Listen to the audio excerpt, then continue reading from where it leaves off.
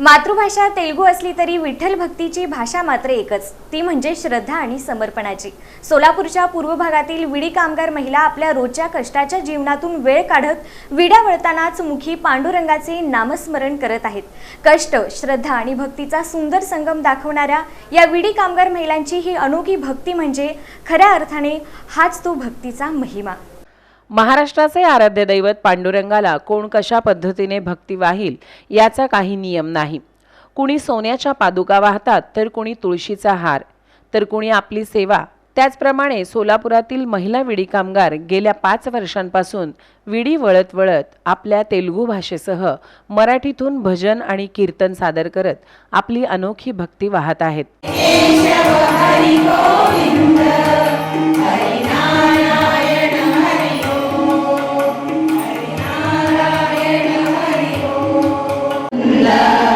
हरि नारायण हरि ओम हरि सुंदर नंद मुकुंद हरि नारायण हरि ओम हरि केशव हरि गोविंद हरि नारायण हरि ओम हरि केशव हरि सुंदर नंद मुकुंद हरि नारायण हरि ओम हरि केशव हरि गोविंद गोपी मनहारी नित नित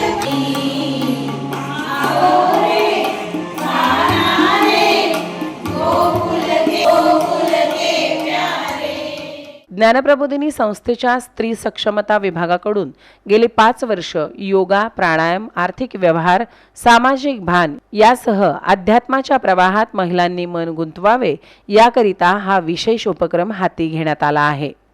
हाती विडी आणि मुखी विठ्ठलाचे नाम अशा या अनोख्या कृतीतून भक्ती मार्ग अंगीकारत या महिला कर्तव्य आणि अध्यात्म या दोन्हीचा प्रवाह जुळवण्याचा प्रामाणिक प्रयत्न या तेलुगू भाषिक महिला करत आहेत। विशेष वृत्तांत अश्विनी तडवळकर इन सोलापूर न्यूज। ज्ञानप्रबोधिनी संस्थेत स्त्री शक्ती प्रबोधन विभाग आहे, त्या विभागाचे मी प्रमुख म्हणून काम करते। आपण कोविडच्या काळामध्ये ज्ञानप्रबोधिनी संस्थेमार्फत खूप काही असे मदत कार्य झालेले आहेत, पण महिलांच्या आरोग्याविषयी थोडंसं विचार करता पूर्व भागातील महिला ह्या विडी कामगार महिला असतात, त्या तंबाखूच्या सतत संपर्कात असल्यामुळे त्यांच्या फुफ्फुसातले बारीक कण फुफ्फुसामध्ये तंबाखूचे जातात। त्यांचं आरोग्य चांगलं राहावं हा उद्दिष्ट लक्षात ठेवून आपण प्राणायामाचे वर्ग विडी कामगार महिलांसाठी सुरू केलेला आहे। या उपक्रमासाठी आपण 2 महिने महिलांचा सराव घेत असतो। या महिला 2 महिने आठवड्यातील 3 दिवस आणि 3 तास असा वेळ देतात आणि ते वेगवेगळे अभंग शिकतात। यांची मूळची भाषा ही तेलुगू असल्यामुळे त्या लोकांना तेलुगूची भाषा अवगत आहे आणि ती जास्त प्रमाणात तेलुगू बोलली जाते, म्हणून त्या अभंगासोबत मराठीचेच अभंग आपण त्यांच्यासाठी घेतो आणि ह्या दोन्ही अभंग सतत ऐकून ऐकून ऐकून त्यांच्या कानावर ते शब्द पडत असतात आणि जेव्हा त्यांचा सराव होतो म्हणजे ते शब्द जेव्हा त्यांना म्हणता येतात तेव्हा आपण त्यांना पेटी आणि तबल्याची साथ त्यांना जोडतो आणि असे 2 महिने ते पेटी तबल्यावर सराव करतात। प्राणायामचा वर्ग सुरू झाल्यापासून मी परत यायला लागले ज्ञानप्रबोधिनीत आणि मला खूप आनंद वाटला आणि तेव्हापासून ज्ञानप्रबोधिनीच्या प्राणायामला येते आणि 5 वर्ष बघता 5 वर्ष झाले आणि प्रत्येक आषाढीच्या कार्यक्रमाला मला गायनाचा कार्यक्रम देतात आणि खूप आनंद वाटते। म्हणजे विठ्ठलाच्या भक्तीसाठी मला प्रोत्साहन मिळते, संधी मिळते, ह्याचा मला खूप आनंद आहे। आम्ही सर्व पूर्व विभागातील तेलुगू भाषिक आहोत, तरी सुद्धा आम्हाला मराठीच्या भजनाचे आवड वाटू लागली आहे। ते ऐकून ऐकून खूप छान वाटते, ते मधुर आनंद वाटतो। तो एक एक रसाळ असं शब्द असतात। ते सर आम्हाला एक शाळेमध्ये बोलत होतं, 1 तास त्याच्याबद्दल माहिती देतात।